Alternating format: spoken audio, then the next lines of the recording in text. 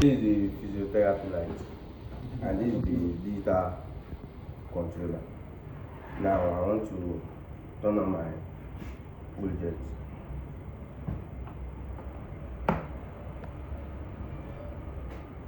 This is the menu. This is the on and off for the digital controller. Now it is on. This is the menu. It is in off. I want to set the timer now. This is the timer board. This is the physiotherapy light. I want to set the time for duration now.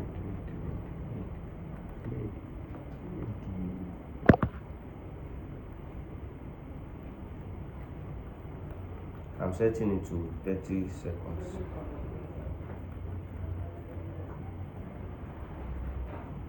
Now it's 30 seconds now. I want the digital controller to work with the physiotherapy lights. Now it's now working. Now you can see that the timer is now counting down. It's decreasing by itself.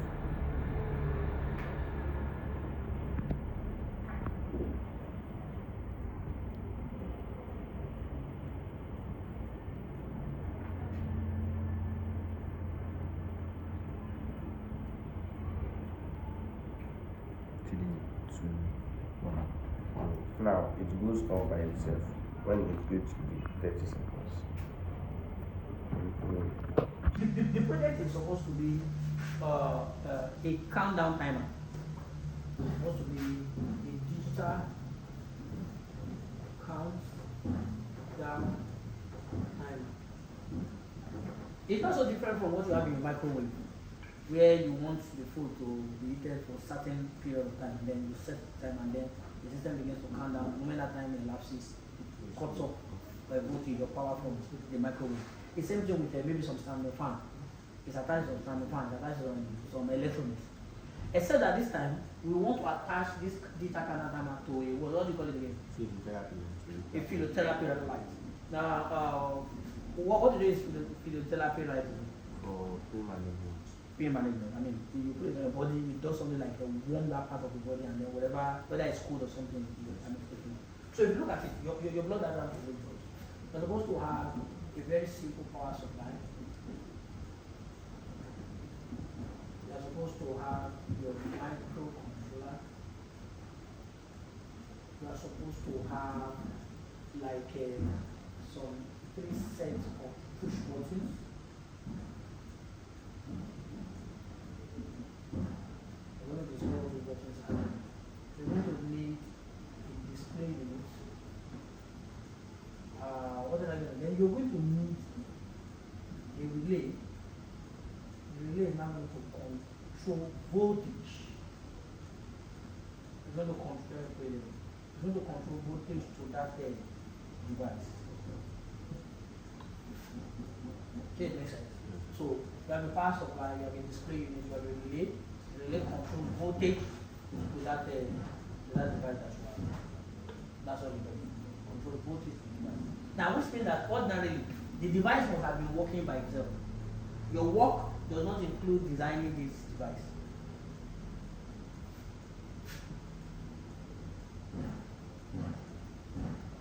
Your work does not include working on the therapy light.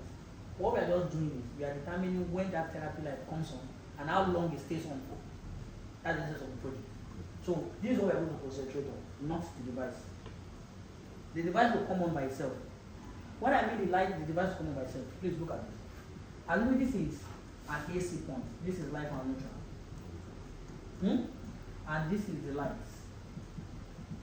The light is also going to have light and neutral points.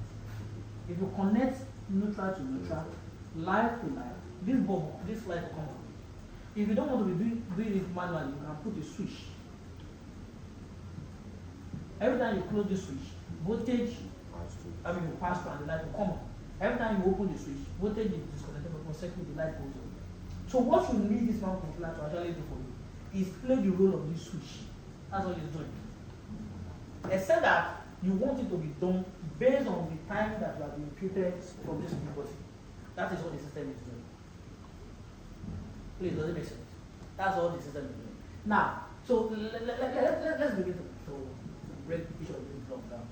These are constituent circuitry.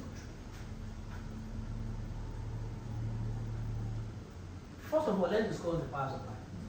We cannot discuss power supply unless we know the power that each of these other blocks will require. Now, your mouse controller will require 5 volts. You don't need anybody to tell you that mouse controller runs on 5 volt DC. Your display unit will of course run on 5 volt DC too.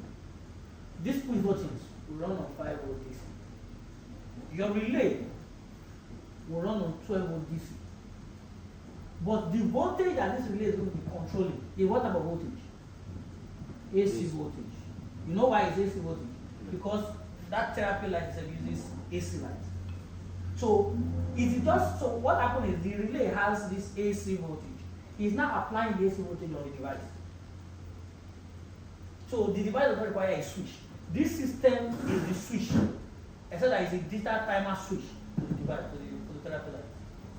Does it make sense? So clear? Okay. Now, if you look at this now, there are 2 types of voltage you are going to need in this design. You're going to need AC voltage of 220 volts. This is one is coming from NEPA or generator anyway. You also need DC voltage. But you need 2 DC voltages, 5 volts and 12 volts by the relay. Now, the 220 volts 5 volts. No, 5 volt DC. The 5 volt is being used by your microcontroller, is being used by the push button, is being used by the display. While the 12 volt is being used by your relay. Don't forget the relay. Liken the relay to the relationship between Omologu and whatever.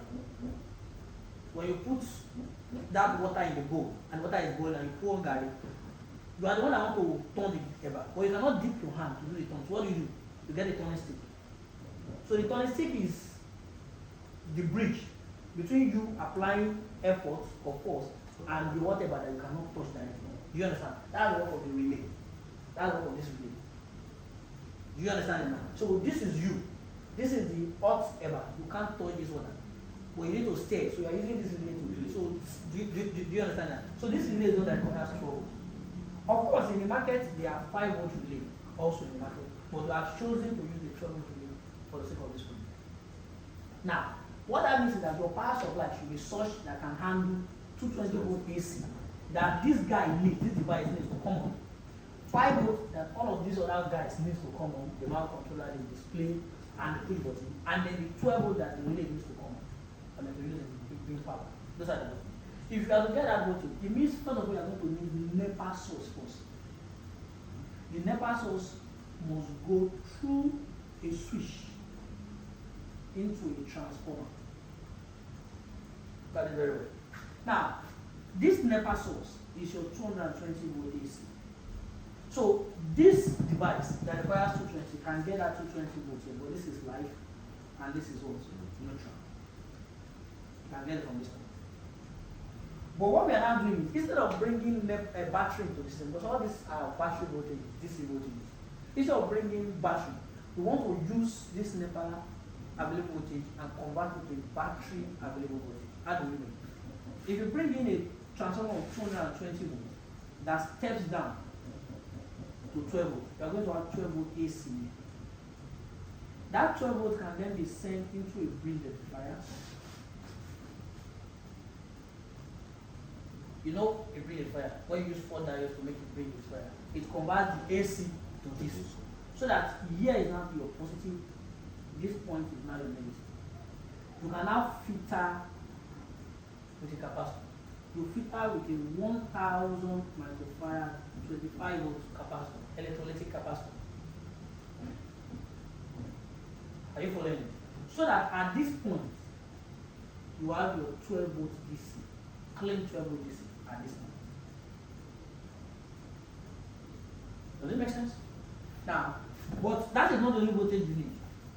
You can now send this 12 volt into a voltage regulator, a 7805. This is a positive 5 volt voltage regulator. What it does is it takes this 12 volt and help you convert it or drop it down to 5 volt, then filter the output. So at this point, you have your 5 volt DC.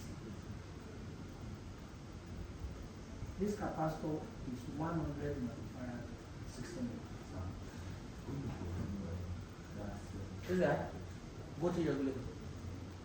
So this one is your voltage.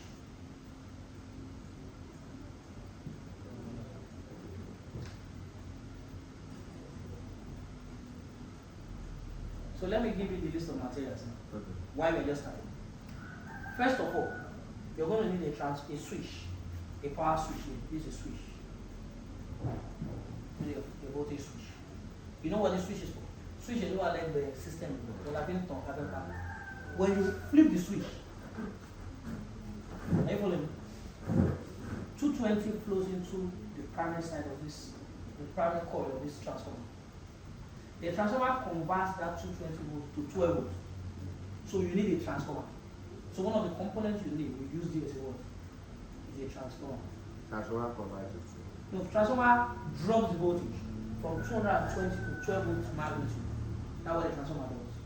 Don't worry, it's all on record. So the transformer takes the 220, drops it to 12 volts. But the 12 volts is AC. That 12 volts now goes into a bridge rectifier. One of these 4 diodes. These diodes are your 1N 4007. So you have 4 of it here. Does it make sense? Yes. So the bridge rectifier converts that 12 volt AC to 12 volt DC. That's why you have 12 volt DC. But because that conversion happens with some impurities, you're going to need this electrolytic capacitor to help you remove those so that you have a pure DC at this point. That capacitor is your 1000 microfarad 25. It's an electrolytic capacitor. So you have your 12 volt. But if you look at it, you have only answered for the 220 that is needed here at this point. You have answered for the 12 volts that is needed at this point. But you need to answer for the 5 volt. To create the 5 volt, you just send this 12 volt into a voltage regulator. A 5 volt voltage regulator. So this voltage regulator helps us drop that 12 volt to what? To 5 volt. That 5 volt is also now being fitted by an electrolytic capacitor, 100 microfarad 16 volts. So that this end now has a 5 volt. So where 5 volts is required on this side, we connect to this point. Where 12 volts is, where 5 volts is needed, we connect it. Where 12 volts is needed, we connect it. Where 220 volts is connected is needed, we do it. Connect. Does it make sense? Yes. Cheers. So this is the circuit diagram for the power supply section of the project. And the components that are used there are what? Power switch, step-down transformer, diodes, 1N4007 to make a bridge rectifier, a voltage regulator, and electrolytic capacitors. Should make sense? Yes. Okay, I'll continue. So power supply circuitry is here.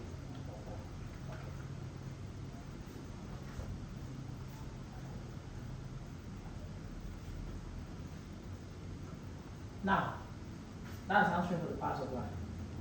The other thing that we also have in this project is a display unit. Now, because it's supposed to be a counter, we do not expect the system to display anything other than numbers. One. Now, and in picking a display, we decided to pick a 7-segment display. 7-segment display. The one that looks something like that.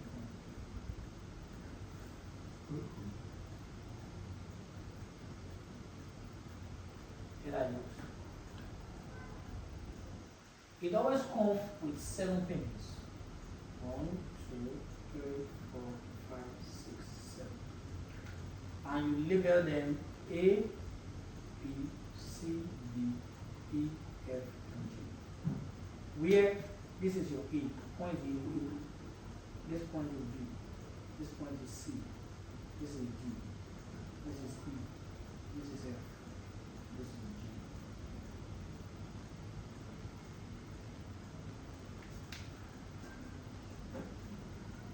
So let's do an experiment. Zimbabwe or 2. Our sections will be 2 will look something like this. Have you? So it means I'm going to need A, I'm going to need B. I'm going to need G. I'm going to need E. I'm going to need D. Does that make sense? Those are the only ones I'm going to be working with if I needed to write 2. If I wanted to write 4, 4 should look something like this. It means I'm going to need B. I'm going to need C. I'm going to need G and F. Does it make sense? Except that for this particular project, we are going to need 4 7-segment displays.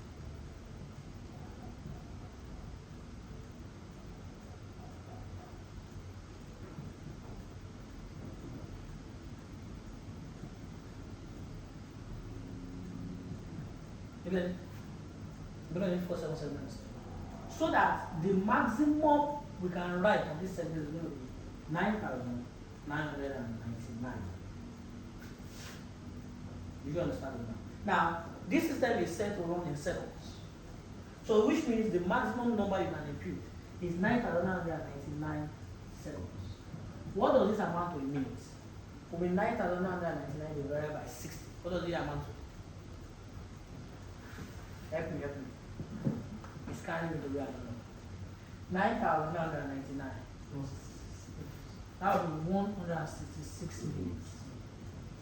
If you divide this by 60, it gives how many hours? 2 hours. That's it. So the maximum hour you can get on this 4-digit display, if we're running in seconds. At 9,999 seconds, we offer upward 166 minutes, which is around 2 hours plus and some minutes. Does it make sense? So clear? Yes, so that's the maximum this system can run for. And after that, you might need to enter another value again to run another time. Unless at this point you want us to make the system run in minutes. If you want this to run in minutes, this is going to be 9,999 minutes. So if you now divide it by 60, it gives you 166 hours. And 166 hours will give you almost like 7 days plus. Right? No, without it. That will be 109 hours divided by 24 first. Right? So what will that do? 166 divided by 24. How many days will that come to? 6 days plus. More 6 days, I'm sorry. Plus 6 days. Plus 6 days. I said 7 days. Plus 6 days. Does it make sense? Yes, sir. So whichever one goes right now is working in seconds. Is working in seconds. So the timing is in seconds. And the maximum seconds you can enter is 9,999. From 1 second to 9,999. So the display that we are using is a 7-segment display. Does it make sense? Yes. Now, I told you before that for each segment we're going to need 7 lines to be able to operate it. But because this, now what that means is if we want to use 4 7 segments, we're going to need 7 times 4. That will be the number of pins we're going to need to control the segment. But because of the way the segment is designed, this segment is called a multiplex segment, where the A of this one is already connected to the A of it, to the A of it, to the A of it. The B of the first one connected to the B of the other ones. The C is connected to the C of the other ones. The D up until you get to the G, all connected. So whatever you send to this data bus, this pin A to G, will be seen by all of them. Are you getting me? Now, but to determine which one comes on, the segment now comes with an enable line. So this is going to be the enable for the unit. This is going to be the enable for the tens. This is going to be the enable for the 1,000, no, for the 100, and this is going to be the enable for the 1,000. You understand? So if I want to write 1, 2, 3, 4, what I'll do is look up, is that I first of all send 4 to the data box, then I enable the unit. Unit is going to show 4 here. Then I send 3 to this data box again. Then I enable what? This one, the tens. The tens is going to show the 3. Then I send 2. Then I enable what? The 100. Then the 1,000. That's when I can now write 1,234 on the screen. Do you understand? But this method of writing is a method called multiplex. You know, Multiplex. We'll discuss that later in this class. But to understand that the 7-segment display that we are using is a 4-digit multiplex 7-segment. to display a total number of 9,999 that offers us 166 minutes, that offers us 2 hours of on time. Chocolate. Let me continue. Okay.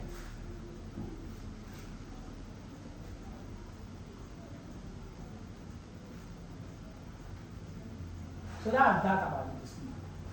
The other person that you also have here is the push button. And I told you that we're going to need 3 push buttons. I told you why we need the push button. The first push button is the menu. The menu where we set the time.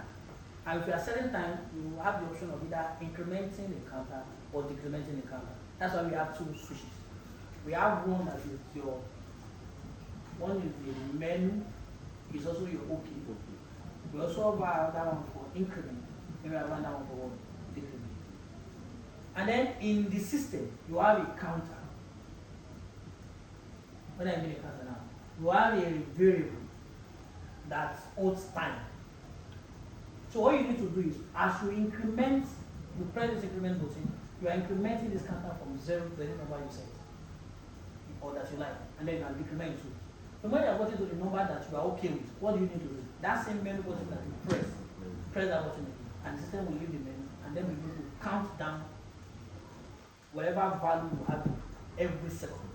So which means if you have 10 in this guy, it begins to reduce 10 to 9 every second, to 8 to 7 to 6, 5, 4, 3, 2, 1, and at 0, the system goes.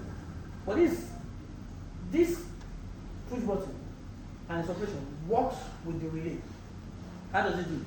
The moment the time is set or a value is imputed into this counter variable, the moment you hit this OK button, what happens is that the mouse controller puts up a high signal at one of the spin. That high signal is there to control the relay. And the moment that relay is turned on, which means the call of the relay is biased, is turned on, we're discussing of that. You see that it makes voltage available to that device. What that means is that if there is no NEPA light, this system cannot work. Because first of all, that device cannot come on if there's no NEPA light or generator light, there's no AC. And if there's no AC, the transformer does not have any voltage that it wants to convert or step down to 12 volt. And if there's no 12 volt, there's nothing the bridge is trying to convert to this, and therefore the system is there. So which means, first of all, for this system to work at all, there must be NEPA voltage. Do you understand it now? There must be NEPA voltage. It's like having a car. Everything is set, but there's no phone. No matter how well you start, even if you don't start now, the moment you try to drive, there's no phone, it goes on. Do you understand it now? So everything must be complete. So even though this smart controller system is working, as long as there's no voltage that is available to be pressed on that device, on the phototherapy line, then the whole system is working. Does it make sense now? So the work of these your 3 set menu buttons are there to help you impute any value of your choice. Value from 1 to 9,999 can be imputed. And Bobashin tech incremented, you are seeing the content of this counter variable being incremented and displayed on your display unit. And when you hit the decrement, you also decrement. The reason why we have the increment and decrement is not just to increment. Imagine you wanted to increment from 1 to 10, and then you have increment to 1 to 11. And there's no decrement button. Then you can't come back. The only thing you can do is to keep going up. That's not a very good system. So you have a system that can help you increment and decrement. And when you are done with the value, you are okay with the value you have set. I mean, you are seeing on the screen. All you do is to press the menu button and it locks in the value and set this relay so that the phototherapy light is on, and then the system begins to count down, reduce the content of that counter variable by 1 every second until it comes to 0. Does it make sense? So clever. So what we are going to discuss right now is the button. How is the button connected? Well, button is the same thing as any switch. The switch and button are the same thing. That's what I mean. I mean switch and button. The button is human. It's a passive component.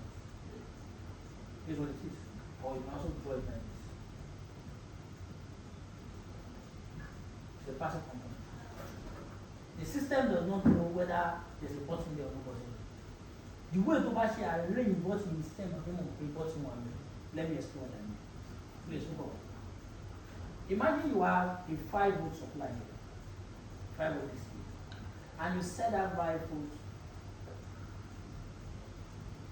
through a resistor to a button, and you took the button to ground, and then you connect between this resistor, a 10 kilo resistor, and this button. If you continue to monitor this point, you notice one thing. The moment the voltage is out, the voltage goes through this resistor and you find the voltage. But the voltage cannot flow to this point. And it flows to the why? Because this switch is open. But the moment you close the switch, the voltage that is here is taken to ground. Are you ready? It makes sense. Let me draw it in another way. Let me draw it in another way. Imagine you have 5-volt DC, and then you have a button first, and then you now have a resistor to ground, a 10 kilo resistor. Tobacco turn system, because the switch is open, this button is open, you are going to find 0 voltage. But the moment you close the switch, the voltage that is here will flow, and this resistor will create resistance effect so that you can find voltage. Do you understand that? So the same way it works is the same way it works. When this switch is open, you have 5 voltage. But when the switch is closed, this voltage goes back to 0. Does it make sense? So the voltage that you apply on the switch is what makes the switch an active component. It's passive usually. But the arrangement of voltage around it, or signals around it, is what makes it easier for your system to know that somebody has opened the switch or somebody has closed the switch. For instance, if you are the one monitoring this switch, at default, you are going to find 5 volts on this point. But when this switch is closed, you're going to find 0 volts. So you know that somebody has touched the switch. Because the moment the voltage can go from 5 to 0, you know somebody has touched the switch. If this was the method you used, please look at it. By looking at this point, by monitoring this point, you are going to be finding what's on the switch. I know that the switch is ordinary. Because if you connect this one, you can tell when somebody has pressed. We're going to go from a 5-volt state to a 0 state. Why is it going to go from a 0 state to a 5-volt state when the switch is pressed? And we have 3 of these switches connected to the power controller. We're still going to come to cellular. Now, so that's that on this button switch. The other thing that I need to do, what discussed. I mentioned the place of the relay before you. But we're going to look at it in there. The other part is the power controller. On that power controller, that must spend a good number of time, and that's why we're going to close it on the project first.